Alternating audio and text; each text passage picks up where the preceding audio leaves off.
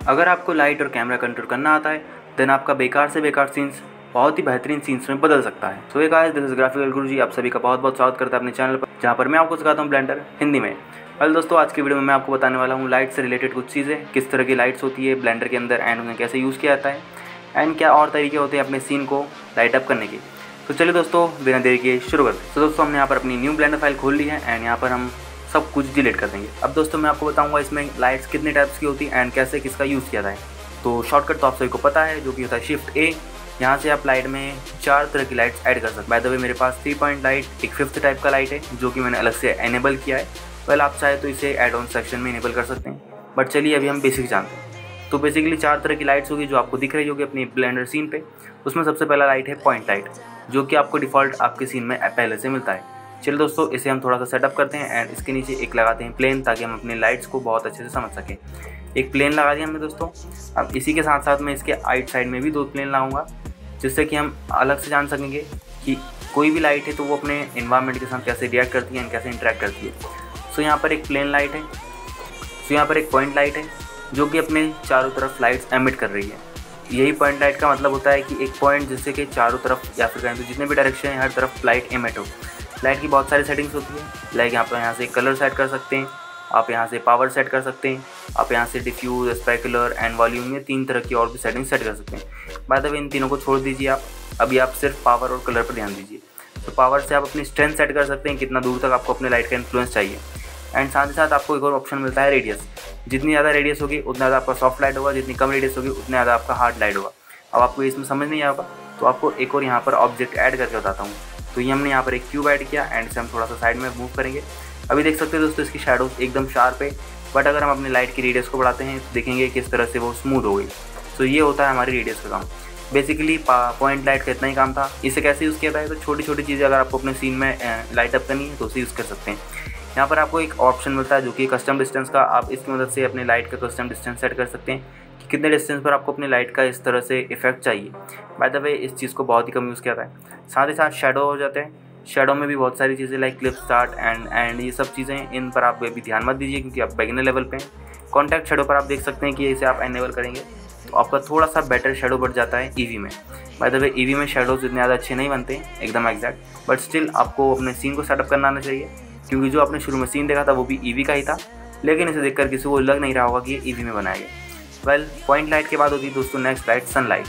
Sunlight जैसे हमारे real world में सन होता है, उसी तरह से ब्लेंडर के वर्ल्ड में सन होता है। ये आप कहीं पर भी प्लेस करिए अपने ऑब्जेक्ट के, इररिस्पेक्ट ऑफ द डिस्टेंस, हर एक चीज़ पर ये लाइट अपना इवन पहुंचाएगा, भले ही आपके इस लाइट से बहुत पास में हो या फिर बहुत दूर। बट अगर इस जगह पॉइंट लाइट होता है तो पॉइंट लाइट अपने डिस्टेंस के आसपास ही एक लाइट पहुंचाता है। तो ये कुछ डिफरेंस हो गया सन और पॉइंट में। दोस्तों, मैक्सिमम टाइम मैं अपने इन्वायरमेंट्स में सन को ही यूज़ करता हूँ, क्योंकि इससे मुझे अपने पूरे सीन को इवनली लाइट करने का चांस मिलता है।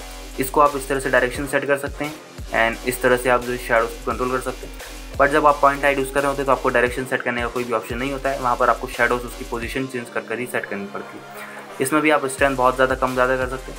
यहाँ पर 1 जो है यहाँ पर मतलब एक डिसेंट लाइट दे देता है, वहीं अगर आप पॉइंट को यूज़ कर रहे हैं तो वो बहुत ही कम लाइट होता है। सो यहाँ पर ये एक और डिफरेंस हो गया है।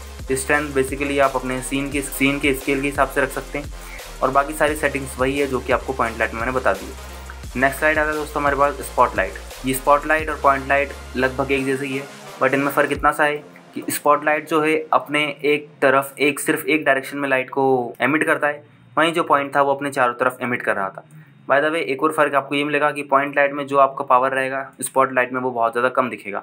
सो आपको स्पॉट लाइट में आमतौर पर बहुत ज़्यादा पावर यूज़ करना पड़ता है। इसको आप इस तरह से रोटेट कर सकते हैं एंड अपने बढ़िया तरह से इस तरह से स्पॉट लाइट बना सकते हैं। स्पॉट लाइट कहाँ पर यूज़ किया जाते हैं, तो यहाँ पर अपने लैंप अगर यूज़ किया आपने तो वहाँ पर आप ऐसे यूज़ कर सकते हैं, और अपने हिसाब से अगर आपको इफेक्ट देना है तो आप यूज़ कर सकते हैं। स्पॉट लाइट में एक एक्स्ट्रा आपको सेटिंग मिलती है जो कि होता है स्पॉट शेप। इसमें आप साइज़ को इस तरह से अपने स्पॉट के सेट कर सकते हैं एंड साथ ही ब्लेंड को। जितना आप ब्लेंड बढ़ाएंगे उतना ज़्यादा आपके स्पॉट का जो लाइट है वो स्मूथ बनेगा, जितना आप ब्लेंड को कम करेंगे उतना ही शार्प बनेगा। तो अपने हिसाब से कर सकते हैं। शो कौन से आपको ये पता चल जाएगा कि आपका स्पॉटलाइट कितने एरिया को कवर कर रहा है, और इसका कोई भी काम नहीं होता है। सो ये हो गया स्पॉटलाइट। यहाँ पर भी आपको रेडियस मिल जाती है जो कि आपको सन में नहीं मिलती है।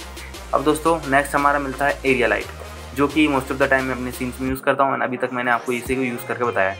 एरिया लाइट क्या करता है, अपने एक ही डायरेक्शन में ये जो है लाइट को एमिट करता है, और बाकी जो उसके पीछे के 3 डायरेक्शन होते हैं वहाँ पर इसका लाइट नहीं होता है। इसके बाकी सारी सेटिंग्स वही है जो कि आपको पॉइंट में मिली थी, बस इसमें आपको एक नया ऑप्शन मिलता है, वो इसका शेप। आप यहाँ पर स्क्वायर रख सकते हैं, आप यहाँ पर रेक्टेंगल रख सकते हैं, आप यहाँ पर डिस्क रख सकते हैं, एंड आप यहाँ पर एलिप्स रख सकते हैं। आमतौर पर दोस्तों इनमें ज़्यादा कोई फ़र्क नहीं होता है। तो दोस्तों इस तरह से मैंने आपको बता दिया आप लाइट्स को कैसे यूज़ कर सकते हैं। अब दोस्तों एक और पांचवा तरीका होता है अपने सीन को लाइट अप करने का, वो होता है HDR यूज़ करना। अब या तो आप ब्लेंडर किट का यूज़ करें, देन आप यहाँ से डायरेक्टली HDRs बहुत सारे डाउनलोड कर सकते हैं, फ्री ऑफ कॉस्ट बहुत सारे होते हैं, एंड कुछ पेड भी होते हैं। तो आप फ्री वाले देख सकते हैं, जैसे कि ये nebula green with stars and ये नेबुला ऑरेंज एंड बहुत सारे यहाँ पर HDRs है। HDR बेसिकली क्या होता है, तो ये होता है 360 डिग्री का फोटो। जैसे कि आप यहाँ पर देख सकते हैं, ये पूरा का पूरा यहाँ से लेके यहाँ तक एक 360 डिग्री का फोटो है, एंड ये जो है लाइट एमिट करता है। अब जैसे यहाँ पर ये सन है, तो ये जिस तरफ भी होगा वहाँ से लाइट जो है एमिट होगा, एंड वो उस तरह से शेडोज़ बनाएगा। चलिए दोस्तों एक HDR हम यूज़ करके देखते हैं। तो हम सिंपली इस पर क्लिक करते हैं, एंड यहाँ पर मैं 1K रेजोल्यूशन पर डाउनलोड करूँगा, एंड इसे हम डाउनलोड होने देंगे, एंड ये देख सकते हैं डाउनलोड हो चुका है, एंड ये लाइट अप कर गया। अब दोस्तों आप इसे रोटेट कर सकते हैं, एंड इस तरह से देख सकते हैं अपने सीन में आप HDR को यूज़ कैसे करना है। ये आपको नाइस बैकग्राउंड भी बना के दे देता है, जैसे कि आपने फर्स्ट वाली वीडियो में देखा था, वहाँ पे भी हमने HDR यूज़ किया है अपने सीन के लिए। एंड ऑल्सो ये जो है एक की लाइट होता है, मतलब कि आपके पूरे सीन को एकदम अच्छे से लाइट अप कर देता है। बट इसके बाद भी आप जो है एक्स्ट्रा लाइट्स यूज़ कर सकते हैं अपने सीन को और भी बेहतर बनाने के लिए, कुछ इस तरह से। बाय द वे HDR को सन के साथ यूज़ कीजिएगा, एंड बहुत ही बढ़िया इससे रिजल्ट मिलते हैं आपको। एंड इस तरह से आप जो है लाइटिंग कर सकते हैं। ये बहुत ही बेसिक सा मैंने आपको बताया है, बहुत ज़्यादा एडवांस नहीं बताया, क्योंकि दोस्तों एक एडवांस या फिर कहते हैं इंटरमीडिएट सीरीज़ बहुत जल्द आने वाली है, तो वो सारी चीज़ें हम उसमें कवर करने वाले हैं। सो इस तरह से आप अपने सीन को लाइट अप कर सकते हैं। एक और दोस्तों, अगर आप HDR यूज़ नहीं कर रहे हैं फिर भी आपको अपने वर्ल्ड को कोई कलर देना है, देन क्या करेंगे, तो हम सबसे पहले यहाँ से अपना HDR हटा देंगे। अब दोस्तों आपका सीन कुछ इस तरह से दिखेगा आपको, तो आप यहाँ पर कलर में जाइए, यहाँ से कोई भी कलर दे दीजिए, एंड यहाँ से आप इस तरह से अपने सीन को कलर दे सकते हैं। यहाँ से आप स्ट्रेंथ बढ़ा सकते हैं एंड घटा सकते हैं, एंड और जो चीज़ें जैसे कि वॉल्यूम आप यहाँ से कनेक्ट कर सकते हैं, जैसे कि आपको यहाँ से वॉल्यूम का टच कनेक्ट करना पड़ेगा, एंड आप मिस्ट पास एंड बहुत सारी चीज़ें होती हैं जो कि आप यहाँ से कंट्रोल कर सकते हैं। सो ये कुछ बेसिक था जो कि आपको मुझे बताना था, मैंने बता दिया। आई होप आपको सब कुछ समझ आया होगा जैसे कि मैंने कोशिश की थी। एंड बहुत जल्द मिलता हूँ नेक्स्ट वीडियो में, जिसमें कुछ नया सीखेंगे इस बैकग्राउंड की सीरीज़ में। So until then keep learning and bye bye.